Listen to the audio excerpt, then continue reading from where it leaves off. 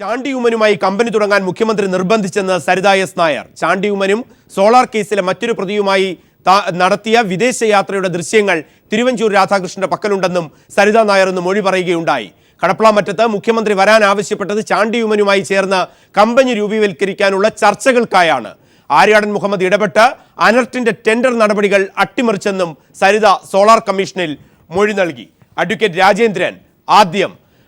രാജേന്ദ്രൻ, ഇന്ന് കേസുമായി ബന്ധപ്പെട്ട് ഹൈക്കോടതിയുടെ സ്റ്റേ അടക്കമുള്ള കാര്യങ്ങൾ പരിശോധിക്കുന്നതിന് തൊട്ടു മുമ്പ് സരിത ഇന്ന് ഉന്നയിച്ച ആരോപണങ്ങൾ നാം പല പേരുകൾ കേട്ടിട്ടുണ്ട്. തട്ടിപ്പുമായി ബന്ധപ്പെട്ട്, അതോടൊപ്പം തന്നെ ഈ മാഫിയ പ്രവർത്തനങ്ങൾ അടക്കം ബന്ധപ്പെട്ട് പല കമ്പനികൾ ചാണ്ടി ഉമ്മനും ഉമ്മൻചാണ്ടിയും സരിതയും ചേർന്ന് രൂപീകരിക്കുന്ന സി കമ്പനി കേരള രാഷ്ട്രീയത്തിൽ ഇന്ന് സരിതയുടെ മൊഴിയും കൂടെ ചേർത്ത് വായിച്ചാൽ ഏത് തരത്തിലുള്ള കാപട്യത്തിനാണ്, ജനങ്ങളെ വഞ്ചിക്കുന്ന തരത്തിലാണ്, സർക്കാരിനെ വഞ്ചിക്കുന്ന തരത്തിലാണ് ഈ കൂട്ടുകെട്ടുകൾ പ്രവർത്തിച്ചത്.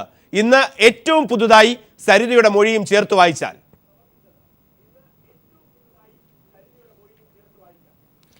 ഇന്ന് 1 മണിക്കൂർ നീണ്ടു നിന്ന സരിത എസ് നായരുടെ മൊഴിയിൽ കമ്മീഷന് മുമ്പ് പല ഘട്ടങ്ങളിലായി വന്ന തെളിവുകളെ ബലപ്പെടുത്തുന്നതായിരുന്നു. സുപ്രധാനമായിട്ടുള്ളത് മുഖ്യമന്ത്രി ചാണ്ടി ഉമ്മനുമായി ബന്ധപ്പെട്ടതാണ്. കഴിഞ്ഞ ദിവസം സരിത മൊഴി നൽകുമ്പോൾ കടപ്ലാമറ്റത്ത് വെച്ച് മുഖ്യമന്ത്രിയെ കാണുന്നത് ഒരു NGO രൂപത്തിലുള്ള ഒരു വ്യവസായ സംരംഭത്തിൻ്റെ പ്രപ്പോസൽ സമർപ്പിക്കാൻ വേണ്ടിയായിരുന്നു. അത് Kerala renewable society cooperative society എന്ന പേരിൽ റിന്യൂവബിൾ എനർജിയുമായി ബന്ധപ്പെട്ടുകൊണ്ട് ചാണ്ടി ഉമ്മനും അതോടൊപ്പം തന്നെ മുഖ്യമന്ത്രിയുടെ മറ്റു ബന്ധുക്കളും കൂടെ ചേർന്നുകൊണ്ടുള്ള ഒരു സംരംഭത്തിനായിരുന്നു.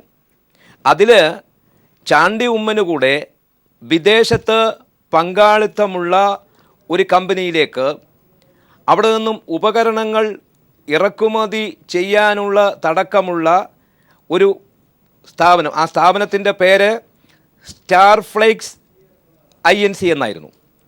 ആ സ്റ്റാർ ഫ്ലേക്സ് INC നിന്നും ഉപകരണങ്ങൾ ഇറക്കുമതി ചെയ്യാനടക്കമുള്ളതായിരുന്നു ആ സംരംഭം. ആ സംരംഭവുമായി ബന്ധപ്പെട്ട് പ്രവർത്തിക്കുമ്പോഴാണ് ചാണ്ടി ഉമ്മനുമായി ബന്ധപ്പെട്ട് സരിത നായർക്ക് ഇല്ലിസിറ്റ് റിലേഷൻഷിപ്പ് ഉണ്ട് എന്നൊരു പ്രചരണം വന്നത്.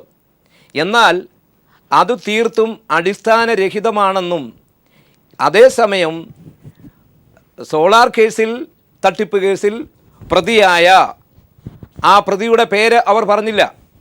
പ്രതിയായ ഒരു സ്ത്രീയുമായി ചാണ്ടി ഉമ്മന് വ്യക്തമായി ബന്ധമുണ്ടെന്നും അവർ ദുബായിലേക്ക് പോയതിൻ്റെ വീഡിയോ ചിത്രങ്ങൾ, അതിൻ്റെ ഫോട്ടോകൾ ചങ്ങനാശ്ശേരിയിലെ നൗഷാദ് എന്ന കോൺഗ്രസിൻ്റെ പ്രവർത്തകൻ്റെ കൈവശം ഉണ്ടായിരുന്നത് ആഭ്യന്തര വകുപ്പ് മന്ത്രി ശ്രീ തിരുവഞ്ചൂർ രാധാകൃഷ്ണന് കൈമാറി. ഇവിടെയാണ് അടിവരയിട്ട് പറയാൻ ആഗ്രഹിക്കുന്ന ഒരു വിഷയം. 2013 മാതൃഭൂമി ചാനലിൽ ഒരു പരിപാടി ഉണ്ടായിരുന്നു. ആ പരിപാടിയുടെ തലക്കെട്ട് തിരുവഞ്ചൂരിൻ്റെ കൈവശമുള്ള പെൻഡ്രൈവ് പുറത്തു വന്നാൽ പുതുപ്പള്ളിക്കാരൻ വീഴുമെന്നായിരുന്നു.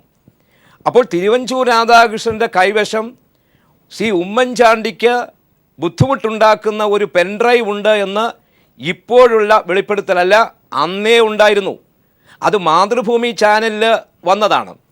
ആ ചാനലിൻ്റെ വെളിപ്പെടുത്തലിനെ ബലപ്പെടുത്തുന്നതായിരുന്നു ഇന്ന് ശ്രീമതി സരിത പ്രധാനമായും കമ്മീഷൻ്റെ മുമ്പിൽ ഉന്നയിച്ച പ്രശ്നം. അത് വളരെ വളരെ ഗൗരവമുള്ള ഒരു പ്രശ്നമാണ്.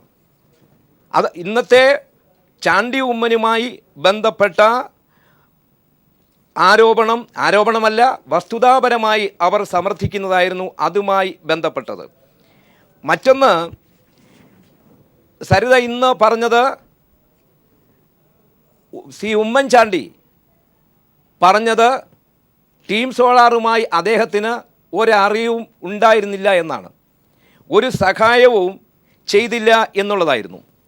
എന്നാൽ സരിത ഇന്ന് പറഞ്ഞത് സെക്കൻഡരാബാദിലുള്ള സുറാന വെഞ്ചേഴ്സ്, സോളാർ ബിസിനസ് നടത്തുന്ന സുറാന വെഞ്ചേഴ്സ്, ആ സ്ഥാപനം MNREയുടെ ലിസ്റ്റിൽപ്പെട്ടതാണ്, അനർട്ടിൻ്റെ ചാനൽ പാർട്ട്നേഴ്സാണ്. ആ സുറാന വെഞ്ചേഴ്സുമായി ബന്ധപ്പെട്ടുകൊണ്ട് കോടിക്കണക്കിന് രൂപയുടെ ബിസിനസ് കേരളത്തിൽ ഇവർ നടത്തിയിട്ടുണ്ട്. ഉമ്മൻചാണ്ടി വെല്ലുവിളിച്ച് പറഞ്ഞിട്ടുള്ളത് ടീം സോളാറിന് എന്ത് സഹായം ചെയ്തു കൊടുത്തു എന്നുള്ളതാണ്. പക്ഷേ ടീം സോളാർ ചാനൽ പാർട്ട്നേഴ്സ് അല്ല. എന്നാൽ സുറാന വെഞ്ചേഴ്സ് ചാനൽ പാർട്ട്ണറാണ്. അവർ അനർട്ടുമായി ബന്ധപ്പെട്ടുകൊണ്ട് സോളാർ ഹീറ്ററുകളും സോളാർ ലാമ്പുകളുമായി ബന്ധപ്പെട്ട ഒരു കൊട്ടേഷനിൽ പങ്കെടുത്തു. വളരെ ഞെട്ടിപ്പിക്കുന്ന വിവരമാണ് പറഞ്ഞത്. ആ കൊട്ടേഷനിൽ ഏറ്റവും കുറഞ്ഞ നിരക്ക് കോട്ട് ചെയ്യാൻ മന്ത്രി ആര്യാടൻ മുഹമ്മദ് സഹായിച്ചു. അവിടെയാണ് അനർട്ടിൻ്റെ കൊട്ടേഷൻ വിളിക്കുന്നു. ആ കൊട്ടേഷനിൽ ഏറ്റവും കുറഞ്ഞ നിരക്ക് കോട്ട് ചെയ്യാൻ മന്ത്രി സഹായിച്ചു എന്നാണ് പറഞ്ഞത്. അവർ ആ ബിസിനസ് ഇംപ്ലിമെൻ്റ് ചെയ്തു. അതിൻ്റെ ലാസ്റ്റ് സ്റ്റേജിൽ 35 ലക്ഷം രൂപയുടെ കുടിശ്ശിക വന്നു. അത് കിട്ടാതെ വന്നപ്പോൾ സരിതാ നായർ നേരിട്ട് മുഖ്യമന്ത്രിയെ കാണുന്നു. മുഖ്യമന്ത്രി അനർട്ടിനെ വിളിക്കുന്നു. ആര്യാടൻ മുഹമ്മദ് അനർട്ടിനെ വിളിക്കുന്നു. ആ 35 ലക്ഷം രൂപയുടെയും ക്ലിയറൻസ് വന്നു. ഇവിടെയും മനസ്സിലാക്കേണ്ടുന്നത് കമ്മീഷൻ മുമ്പ് തന്നെ ഇവർ ചാനൽ പാർട്ട്നേഴ്സ് ആയിട്ടുള്ള 4 കമ്പനികളുടെ ഡീലർഷിപ്പ് ഉണ്ടായിരുന്നു. അതിൽ സുറാന വെഞ്ചേഴ്സിൻ്റെ സ്റ്റേറ്റ് ലെവൽ ഫ്രാഞ്ചൈസീസ് ഇവരായിരുന്നു. ഇവിടെയാണ് പ്രധാന പ്രശ്നം. ഉമ്മൻചാണ്ടി പറയുന്നത് ടീം സോളാറിൻ്റെ ബിസിനസ് അന്വേഷിച്ചു, അതിലാരും സഹായിച്ചിട്ടില്ല. ടീം സോളാർ അനർട്ടിൻ്റെ ലിസ്റ്റിലില്ല, ടീം സോളാർ MNREയുടെ ഇല്ല. പക്ഷേ ഡീലർഷിപ്പ് വ്യവസ്ഥയിൽ, അത് ഫ്രാഞ്ചൈസി വ്യവസ്ഥയിൽ സുറാന വെഞ്ചേഴ്സ് കോയമ്പത്തൂരിലെ ഒരു സ്ഥാപനം, ബാംഗ്ലൂരിലെ ഒരു സ്ഥാപനം, ഇങ്ങനെ 4 സ്ഥാപനങ്ങളുമായി ബന്ധപ്പെട്ട് കോടിക്കണക്കിന് രൂപയുടെ ബിസിനസ് നടത്തിയിട്ടുണ്ട്. അത് ബിജു രാധാകൃഷ്ണൻ വെളിപ്പെടുത്തിയിട്ടുണ്ട്. മറ്റ് ചില സാക്ഷികളും കമ്മീഷൻ മുമ്പാകെ വെളിപ്പെടുത്തിയിട്ടുണ്ട്. അഡ്വക്കേറ്റ് രാജേന്ദ്രൻ, അതാണ് ഏറ്റവും പ്രധാനപ്പെട്ടത്. അതായത് ഇത്തരം സാങ്കേതികത്വം ഒരു ബിസിനസ്സുമായി ബന്ധപ്പെട്ട്, സോളാറുമായി ബന്ധപ്പെട്ട് വരികയാണെങ്കിൽ ഒരുപാട് സാങ്കേതികത്വങ്ങളുണ്ട്. അങ്ങനെ നോക്കുമ്പോൾ ഇപ്പോൾ വരുന്ന തെളിവുകൾ അനുസരിച്ചാണെങ്കിൽ വളരെ കൃത്യമായി സർക്കാരിനെ നയിക്കുന്നവർ അവർ ചേർന്നുകൊണ്ടൊരു തട്ടിപ്പ് കമ്പനിക്ക് രൂപം നൽകാൻ, പ്രധാനപ്പെട്ട വ്യക്തികളെ അടക്കം കബളിപ്പിച്ചുകൊണ്ട് കോടികൾ കൈക്കലാക്കാൻ വളരെ കൃത്യമായ കരുനീക്കങ്ങൾ നടത്തി. അത് മുഖ്യമന്ത്രിയാകട്ടെ, ആര്യാടൻ മുഹമ്മദ് ആകട്ടെ, തിരുവഞ്ചൂർ ആകട്ടെ, ചാണ്ടി ഉമ്മനാകട്ടെ, മറ്റ് കമ്പനികളെല്ലാം നാം സാധാരണ നാടൻ ഭാഷയിൽ പറയുന്ന കറക്കു കമ്പനിക്ക് രൂപം നൽകാൻ ഗൂഢമായി ഇവർ പ്രവർത്തിച്ചു. സ്വന്തമായി ഫോൺ ഉപയോഗിക്കാതെ തൻ്റെ സ്റ്റാഫുകളുടെ ഫോൺ, പോലീസ് ഓഫീസേഴ്സിന്റെ ഫോൺ ഉപയോഗിച്ച് മുഖ്യമന്ത്രി പ്രകടിപ്പിക്കുന്നു. അതുപോലെ ആര്യാടൻ മുഹമ്മദ് എന്തെങ്കിലും തരത്തിൽ ഒരു രീതിയിൽ അലിഗേഷൻ വരികയാണെങ്കിൽ ചെറിയ ചെറിയ ആൾക്കാർ മുന്നിൽ വന്നു നിന്നുകൊണ്ട് ബലിയാടാവുക, ഈ വലിയ മുഖങ്ങളൊക്കെ രക്ഷപ്പെടുക. ആ രീതിയിൽ തന്നെയാണോ ഈ സോളാർ കേസിന്റെ ഇതുവരെ വന്നിട്ടുള്ള തെളിവുകൾ അനുസരിച്ച് നമുക്ക് കണക്കാക്കേണ്ടത്?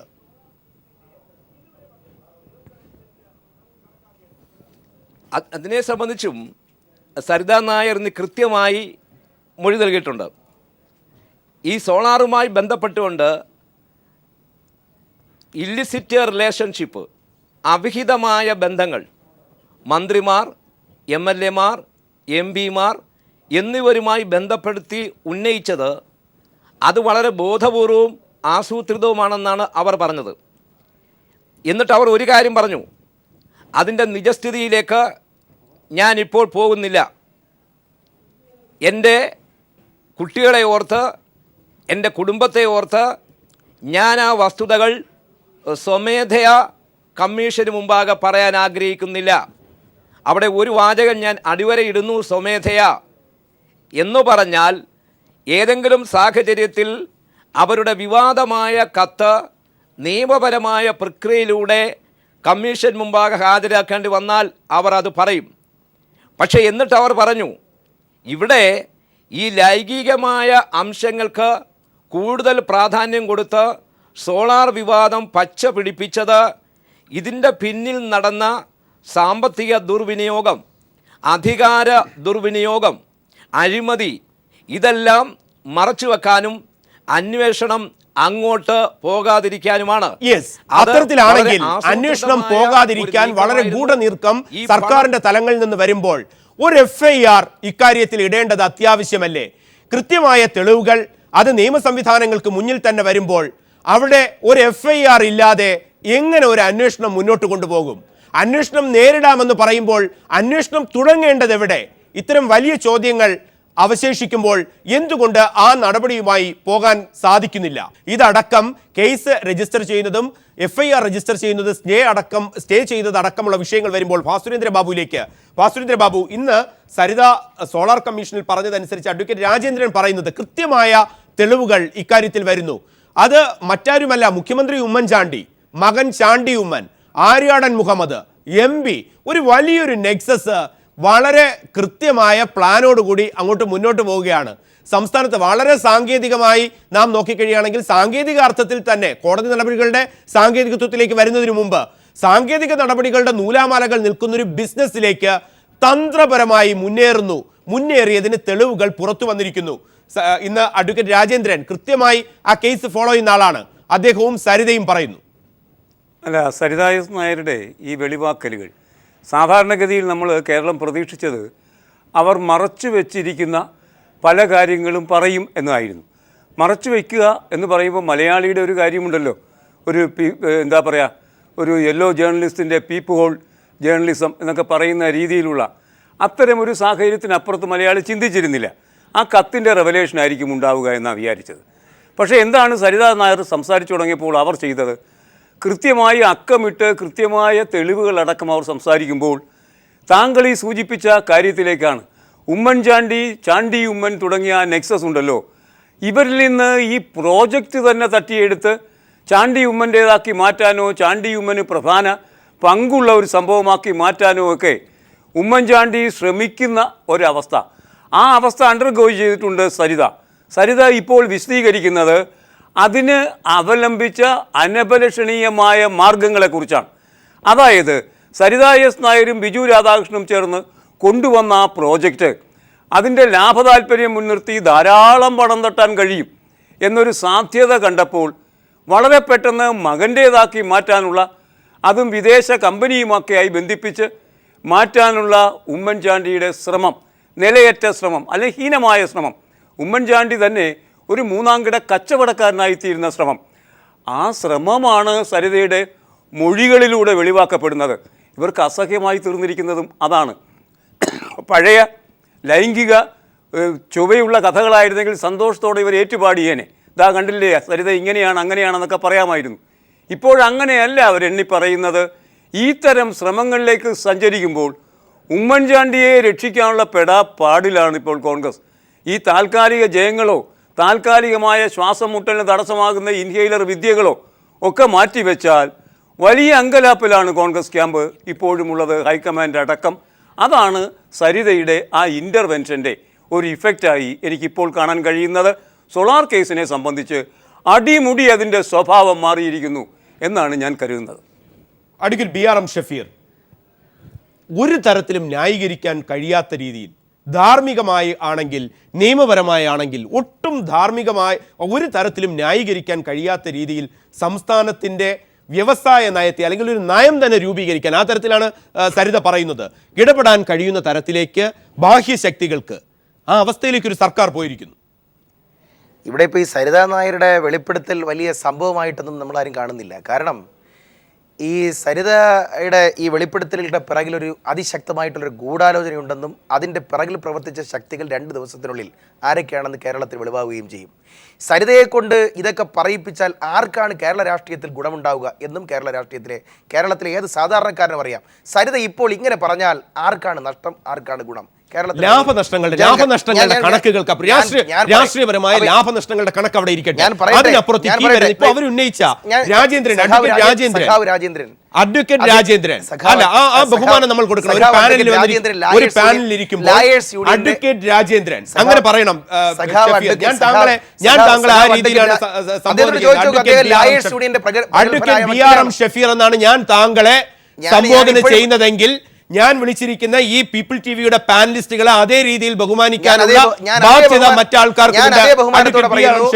അഡ്വക്കേറ്റ് രാജേന്ദ്രൻ ഉന്നയിക്കുന്ന വാദഗതികൾ, അത് സരിത ഉന്നയിക്കുന്ന വാദഗതികൾ രാഷ്ട്രീയപരമായ നേട്ടത്തിനപ്പുറത്തേക്ക് ഒരു സംസ്ഥാനത്തിന്റെ നയം രൂപീകരിക്കുന്ന തരത്തിൽ ബാഹ്യശക്തികൾ ഇടപെടാൻ ശ്രമിച്ചാൽ അത് എത്രമാത്രം ദുരിതമായിരിക്കും എന്നതിന്റെ തെളിവുകളാണ് പുറത്തു വരുന്നത്. അഡ്വക്കേറ്റ് രാജേന്ദ്രൻ ആ രീതിയിലാണ് ഞാൻ പറയുന്നത്. ആ രീതിക്ക് അദ്ദേഹം പറയുമ്പോൾ, ഭാസുരേന്ദ്ര ബാബു പറയുമ്പോൾ എങ്ങനെ പ്രതിരോധിക്കും BRM Shafeer, advocate BRM Shafeer? Lawyers യൂണിയന്റെ നേതാവായ അഡ്വക്കേറ്റ് ശ്രീ രാജേന്ദ്രനെ സംബന്ധിച്ചിടത്തോളം, രാജേന്ദ്രൻ സോളാർ കമ്മീഷനകത്ത് സരിത ഇന്ന് പറഞ്ഞ കാര്യങ്ങൾക്കും അപ്പുറത്തേക്ക് എന്തെങ്കിലും ഹാജരാക്കാൻ ശ്രീ രാജേന്ദ്രൻ കഴിഞ്ഞിട്ടുണ്ട്? അത് രാജേന്ദ്രൻ അല്ലല്ലോ, രാജേന്ദ്രനാണല്ലോ ഇപ്പൊ ഇത് പറഞ്ഞുകൊണ്ടിരിക്കുന്നത്. സരിത പറഞ്ഞതിനെ അതേപടി ആവർത്തിക്കുന്നതല്ലാതെ ഇതാ കാണുന്നു. ഇതുമായി ബന്ധപ്പെട്ട് ഉപോത്ബലകമായി വന്നിട്ടുള്ള തെളിവുകൾ ഞാൻ ഇപ്പോഴും പറയാം. സോളാർ കമ്മീഷന് മുമ്പാകെ 1952 സോളാർ കമ്മീഷൻ ആക്ട് പ്രകാരം രജിസ്റ്റർ ചെയ്യപ്പെട്ട് അത് പ്രകാരം നടപ്പിൽ വന്നിരിക്കുന്ന കമ്മീഷൻ ആണ് സോളാർ കമ്മീഷൻ. ആ സോളാർ കമ്മീഷന് മുമ്പിൽ സരിതയുടെ വെളിപ്പെടുത്തലുകൾ നിശ്ചയമായും റെക്കോർഡ് ചെയ്യപ്പെട്ടിട്ടുണ്ട്. ആ റെക്കോർഡ് ചെയ്യുമ്പോൾ സ്വാഭാവികമായിട്ടും കുറെ ആരോപണങ്ങൾ ഉന്നയിച്ചാൽ പോരല്ലോ. അനർട്ടുമായിട്ട് ബന്ധപ്പെട്ട ഒരു ആരോപണം ഉന്നയിച്ചു. അനർട്ട് എന്ന് പറഞ്ഞാൽ സർക്കാരിൻ്റെ സ്ഥാപനമാണ്. സർക്കാരിൻ്റെ സ്ഥാപനവുമായി ബന്ധപ്പെട്ട എന്തെങ്കിലും കരാറുണ്ടോ? പേപ്പർ കൊണ്ടുവരണം. ഇതുമായി ബന്ധപ്പെട്ട് എന്തെങ്കിലും അനധികൃതമായിട്ടുള്ള ഇടപാടുകൾ നടത്തിയിട്ടുണ്ടോ? പേപ്പറുകൾ കിട്ടുമല്ലോ. ഇതുവരെയും ഹാജരാക്കാൻ കഴിഞ്ഞിട്ടില്ല. 2, ബഹുമാനപ്പെട്ട ഉമ്മൻചാണ്ടി സാറിൻ്റെ മകൻ ചാണ്ടി ഉമ്മനുമായി ബന്ധപ്പെട്ട് എന്തെങ്കിലും തരത്തിലുള്ള ബിസിനസ് ഇടപാടുകൾ നടത്തിയിട്ടുണ്ടോ? രേഖകൾ ഉണ്ടാവണ്ടേ? വെറുതെ പറഞ്ഞാൽ മതിയോ കേരളത്തിലെ മുഖ്യമന്ത്രിയുമായിട്ട് ഞങ്ങൾക്ക് ബിസിനസ് ബന്ധമുണ്ടായിരുന്നു? ഞാൻ ഇപ്പോഴും പറയാം, യഥാർത്ഥത്തിൽ ഇതുമായി ബന്ധപ്പെട്ട് എത്രയോ ഫോറങ്ങളിൽ സരിതയുടെ 16 പരം മൊഴികൾ വന്നു. 16 പരം മൊഴികൾ തിരുത്തി. ഏതെങ്കിലും സന്ദർഭത്തിൽ ഇതുമായി ബന്ധപ്പെട്ട് ഒരു ചെറിയ സൂചന കൊടുത്തോ? ഞാൻ പോട്ടെ, നിങ്ങൾ കൈരളി പീപ്പിളിൻ്റെ ക്യാമറാമാൻമാർ ഉൾപ്പെടെയുള്ളവർ ഒപ്പിയെടുത്ത 24 പേജുള്ള ഒരു കത്തുണ്ടെന്ന് പറഞ്ഞല്ലോ. ആ കത്തിൽ എവിടെയെങ്കിലും ഒരു വാചകം കേരളത്തിലെ മുഖ്യമന്ത്രിയുടെ മകൻ ചാണ്ടി ഉമ്മന് കമ്പനി ഇടപാടുണ്ടെന്ന് നിങ്ങൾക്ക് പറയാൻ കഴിയുമോ? പറഞ്ഞോ? 2, 3 ഞാൻ പറയട്ടെ. സോളാർ കമ്മീഷനിൽ 2 തവണ സിറ്റിംഗിൽ 2 തവണ മൊഴി കൊടുത്തപ്പോൾ എന്തുകൊണ്ട് പറഞ്ഞില്ല? ഇനി ഇതെല്ലാം ഉപരി സരിത ഒരു സോഫ്റ്റ് കോർണർ ഗവൺമെന്റിനോട് കാണിക്കുന്നുവെന്ന് നിങ്ങൾ പറഞ്ഞപ്പോൾ, അഥവാ കേരളത്തിലെ പൊതുസമൂഹത്തിന് മുമ്പിൽ പല പറച്ചിലും വന്നപ്പോൾ, ബിജു രാധാകൃഷ്ണൻ ഒരു CD ഉണ്ട്, അത് ലൈംഗിക CD ആണ്, അത് മുഖ്യമന്ത്രിയുമായി ബന്ധപ്പെട്ടാണ് എന്ന് പറഞ്ഞുകൊണ്ട് യാത്ര നടത്തിയപ്പോൾ ഞാൻ ചോദിക്കട്ടെ, അങ്ങനെ എന്തെങ്കിലും ഉണ്ടായിരുന്നുവെങ്കിൽ കേരളത്തിലെ മുഖ്യമന്ത്രിക്കെതിരെ CD ആരോപണം ഉന്നയിച്ചാൽ അതൊന്നും വല്ലാതെ യേശുകയില്ല എന്ന് അറിയാമായിരുന്ന ബിജു രാധാകൃഷ്ണൻ കൃത്യമായും ചെയ്യുമായിരുന്നു. എന്നറിയുമോ? ചാണ്ടി ഉമ്മനുമായിട്ട് ബന്ധമുണ്ട്, അതുമായിട്ട് രേഖയുണ്ട്. ആ രേഖയിൽ ഒരു CD ഉണ്ട്. ആ CD തിരുവഞ്ചൂരിൻ്റെ കയ്യിലുണ്ട്. ഇന്ന രേഖയുണ്ട്, ഇന്ന യാത്രയുണ്ട്. ആദ്യം പറയുമായിരുന്നു ബിജു രാധാകൃഷ്ണൻ. ബിജു രാധാകൃഷ്ണൻ പറയാതെ ഇതിനകത്ത് വളരെ വെറുതെ ആരോപണം ഉന്നയിക്കുകയാണ്. സരിത കുറെ ആരോപണം ഉന്നയിക്കുന്നു. സരിത ഉന്നയിക്കുന്ന ആരോപണങ്ങൾ അഡ്വക്കേറ്റ് രാജേന്ദ്രനെ പോലുള്ള ലായേഴ്സ് യൂണിയന്റെ നേതാക്കന്മാർ സഖാവെന്ന് വിളിച്ചാൽ ആരും പോരായ്മയെന്ന് കാണില്ല. ഞാൻ കോമ്രേഡ് പറയുന്ന കാര്യങ്ങൾക്ക്, അതായത് ആരോപണങ്ങൾ ഉന്നയിക്കുന്നത് കൊണ്ട് മാത്രം അതിന്റെ സത്യാവസ്ഥ ഇല്ലാതാകുമോ? ഫക്രുദ്ദീൻ അലിയിലേക്ക്. ഫക്രുദ്ദീൻ എപ്പോഴും ആവർത്തിച്ച് ചോദിക്കുകയാണ്, തെളിവെവിടെ? ഒരു പേപ്പർ കഷ്ണമെങ്കിലും കൊണ്ടുവന്നുള്ളതാണ്. സംസ്ഥാനത്തിന്റെ മുഖ്യമന്ത്രിയെ മുൾമുനയിൽ നിർത്തിക്കൊണ്ട് 2 വ്യക്തികൾ അവരിങ്ങനെ വിളിച്ചു പറയുകയാണ്, ഞങ്ങൾ ഇന്നതാണ്, ഞങ്ങൾക്ക് ഇന്ന കാര്യങ്ങളുണ്ട്, പക്ഷേ ഞങ്ങൾ നിരാലംബരാണ് എന്ന് വരെ പറയാൻ കമ്മീഷന് മുന്നിൽ കരഞ്ഞു വിളിച്ചാണ് സരിത പറഞ്ഞത്. ഇതൊക്കെ പറയുമ്പോഴും തെളിവ് കൊണ്ടുവരാൻ, തെളിവ് എവിടെ എന്ന് പറയുന്ന ചോദിക്കുന്ന ഒരു രാഷ്ട്രീയം, അതിൻ്റെ നിയമം, ഇതുവരെയുള്ള ഈ കാര്യങ്ങൾ, ഇതൊന്നും ഇല്ലാത്തത് കൊണ്ട് തന്നെ ഇതൊരു പൊളി സമവാക്യമായി മാറുമോ? അല്ല, ഒരു വിക്ടോറിയൻ സ്വഭാവം വിട്ടുമാറാത്ത ഒരു ജുഡീഷ്യറിയാണ് ഇന്നും നമുക്കുള്ളത്. അതിൽ എംപെരിക്കൽ ഡാറ്റ തന്നെയാണ് വളരെ ഇമ്പോർട്ടൻറ്റ്. ഞങ്ങളുടെ സോഷ്യൽ സയൻസിലൊക്കെ പണ്ട് പോസിറ്റിവിസത്തിൻ്റെ കാലഘട്ടത്തിൽ എംപെരിക്കൽ ഡാറ്റ തന്നെയായിരുന്നു. പക്ഷേ ഇപ്പോൾ നമ്മൾ സാഹചര്യ തെളിവുകളും മറ്റ് ഓറലായിട്ടുള്ള തെളിവുകളെല്ലാം തന്നെ തെളിവുകളായി എടുത്തുകൊണ്ട് സോഷ്യൽ സയൻസ് റിസർച്ച് നടത്തുന്ന തിയറികൾ കൊണ്ടുവരുന്നത്. പക്ഷേ ജുഡീഷ്യറിയിൽ ഇപ്പോഴും അത് എത്തിയിട്ടില്ല. അത് ഷെഫീനറിയാം. അതുകൊണ്ട് തന്നെ ഈ പറയുന്ന പോലെ ഒരു എംപെരിക്കൽ ഡാറ്റ കിട്ടാതെ ഈ ഒരു കാര്യത്തിൽ ഓവർ തിയറൈസ് ചെയ്യുന്നതുകൊണ്ട് എനിക്കും യോജിപ്പില്ല. കാരണം ഞാനത് സോഷ്യൽ സയൻസിൻ്റെ ബാക്ക്ഗ്രൗണ്ടിൽ നിന്ന് വരുന്ന ആളായതുകൊണ്ട്. പക്ഷേ എങ്കിൽ തന്നെ ചില സാഹചര്യ തെളിവുകളുണ്ട്. ഒന്നാമത്, ഉമ്മൻചാണ്ടിയുടെ ഓഫീസ് ഇങ്ങനെ കാലിച്ചന്ത പോലെ ആർക്കും കയറി ഇറങ്ങാൻ ഭാഗത്ത് തുറന്നിട്ടിരിക്കുകയായിരുന്നു. ആ തുറന്നിട്ടിരിക്കുക എന്ന കാലിച്ചന്തയിൽ ആരും കയറി ഇറങ്ങും എന്നുള്ള ഒരു ധാരണ നമുക്കുണ്ടായിരുന്നു പലപ്പോഴും ഓഫീസിൽ പോയ സമയത്ത്. ആ സമയത്താണ് ഇദ്ദേഹം ഈ പറഞ്ഞ ക്യാമറ 24 മണിക്കൂറും സുതാര്യമായിട്ടുള്ള ഓഫീസായി പ്രഖ്യാപിച്ചത്. ആ സമയത്ത് എളമരം കരീമിൻ്റെ കാലഘട്ടത്തിൽ വാങ്ങിയ ക്യാമറ ആണെങ്കിൽ ഇങ്ങനെ സാഹചര്യം തുടങ്ങിയ സമയത്ത് അതിൻ്റെ കപ്പാസിറ്റി ചെക്ക് ചെയ്യാനുള്ള ബാധ്യത ഒന്നാമതുണ്ടായിരുന്നു. ഈ സരിതയ്ക്ക് ജയിലിൽ കാവലിരുന്ന പോലീസുകാരി, ആ പോലീസുകാരി ഈ മുഖ്യമന്ത്രിയുടെ ഓഫീസിനെ അറിയിച്ചതാണ് ഇവൾ തട്ടിപ്പുകാരിയാണ്, ഇവിടെ കയറി ഇറങ്ങുന്നുണ്ട്. എന്തുകൊണ്ട് മുൻകരുതൽ എടുത്തിട്ടില്ല? മൂന്നാമത്തെ കാര്യം എന്താണ്? ഇപ്പോൾ കൈരളി TV കൊണ്ടുവന്നിട്ടുള്ള സരിതയുടെ കൂടെ മുഖ്യമന്ത്രി നിൽക്കുന്ന ഫോട്ടോ, ആദ്യം അങ്ങനെ ഫോട്ടോ ഇല്ലയെന്ന് പറഞ്ഞു, പിന്നെ ഒരു തവണ കണ്ടേക്കാമെന്ന് പറഞ്ഞു, പിന്നെ 3 തവണ കണ്ടു, പിന്നെ ഈ പറയുന്ന ശെൽവരാജ് അവിടെ ഉണ്ടായിരുന്ന സമയത്ത് ഈ സരിതയും അതുപോലെ തന്നെ ശ്രീധരൻ നായരും പോയി കണ്ട സമയത്ത് മുഖ്യമന്ത്രിയെ കണ്ടു എന്ന് പറഞ്ഞപ്പോൾ അങ്ങനെ കണ്ടില്ല എന്ന് പറഞ്ഞു. ഇപ്പോഴും ഒരുമിച്ചാണ് കണ്ടോ നമുക്കറിയില്ല. പക്ഷേ ഈ സരിത ചെക്ക് കൊടുത്ത ദിവസവും, ഞാൻ മനസ്സിലാക്കിയ ദുരിതാശ്വാസ ഫണ്ട് ചെക്ക് കൊടുത്ത ദിവസവും ഈ ശ്രീധരൻ നായർ അവിടെ പോയ ദിവസവും ഒന്ന് തന്നെയായിരുന്നു. അപ്പോൾ ഇത്തരം ചില സാഹചര്യ തെരുവുകൾ നമുക്ക് തള്ളിക്കളയാൻ പറ്റില്ല.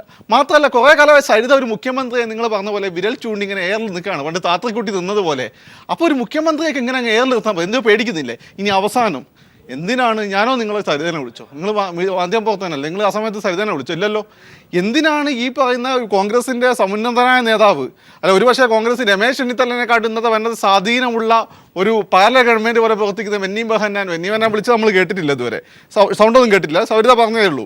പക്ഷേ ഈ പറയുന്ന തപ്പ വിളിച്ചത് അങ്ങോട്ട് വിളിച്ചാൽ ഇങ്ങോട്ട് വിളിച്ചതായി എന്താണ് സംസാരിക്കുന്നത്? സേഫ് ആക്കണം. എന്തിനാണ് മുഖ്യമന്ത്രിയുടെ വാദം തെറ്റില്ല എന്തിനാണ് പറയുന്നത്? എത്ര ബാലിശമാണെന്ന് നോക്കണം. ഇങ്ങോട്ടാണ് വിളിച്ചതെന്ന് പറയുക, പക്ഷെ കണ്ടന്റ് അല്ലേ കണ്ടന്റാണ് പറയുന്നത്. എന്താണ് മാത്രമല്ല, ഈ പറയുന്ന സെൻകുമാർ എന്നുള്ള നമ്മുടെ DGP തന്നെ പറയുന്നു, ലോ ആൻഡ് ഓർഡർ DGP തന്നെ പറയുന്നു, ഇതുമായിട്ട് ബന്ധപ്പെട്ട രേഖകൾ, ഈ ഫോൺ റെക്കോർഡുമായിട്ട് ബന്ധപ്പെട്ട രേഖകൾ ഉമ്മൻചാണ്ടിക്ക് വളരെ അടുപ്പമുണ്ട് എന്ന് പറയപ്പെടുന്ന ഒരു പോലീസ് ഓഫീസർ തന്നെ നശിപ്പിച്ചു. ഇതെല്ലാം കൂടി കൂട്ടി വായിക്കുമ്പോൾ ഞാനൊരു മാവിലായിക്കാരനല്ല. പക്ഷേ ഹെബിയ പറഞ്ഞ പോലെ തെളിവ് കേട്ടപ്പം തെളിവ് വരുമോ വരില്ല എന്ന് നമുക്കറിയില്ല സരിതയുടെ സ്വഭാവം വെച്ചിട്ടും. പക്ഷേ ഇന്നും സരിത പറഞ്ഞു, ഞാൻ പല വൃത്തങ്ങളിലും ചോദിച്ച സമയത്തും തെളിവുകൾ ഉണ്ട് എന്നാണ് പറയുന്നത്. അത് വന്നതിന് ശേഷം നമുക്ക് അങ്ങോട്ട് കിടക്കാം. എന്നാൽ സാഹചര്യ തെളിവുകൾ വളരെ കൃത്യമായി മുഖ്യമന്ത്രിക്ക് തന്നെ വിരൽ. അത്തരം സാഹചര്യ തെളിവുകൾ കൃത്യമായി നിലനിൽക്കുന്നു എന്ന് വിലയിരുത്തൽ വരുമ്പോൾ ഈ സാഹചര്യ തെളിവുകൾ അത് നിയമത്തിന്റെ മുന്നിൽ വരാൻ, അല്ലെങ്കിൽ നിയമം അതിൻ്റെതായ രീതിയിൽ ചലിക്കാൻ എന്താണ് വേണ്ടത്? സ്വാഭാവികമായും ഒരു കേസ് രജിസ്റ്റർ ചെയ്യണം. കേസ് രജിസ്റ്റർ ചെയ്യണമെങ്കിൽ അവിടെ ഒരു FIR ഉണ്ടാകണം.